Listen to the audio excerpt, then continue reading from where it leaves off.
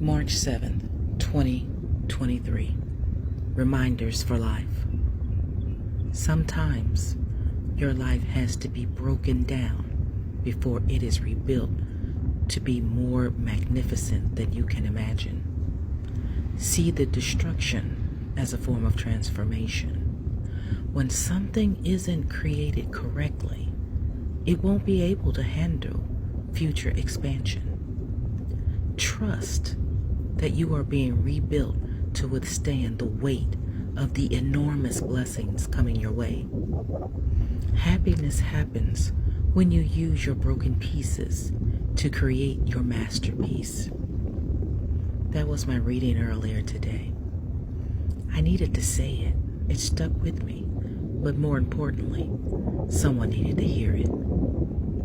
This has been The Voice, signing off.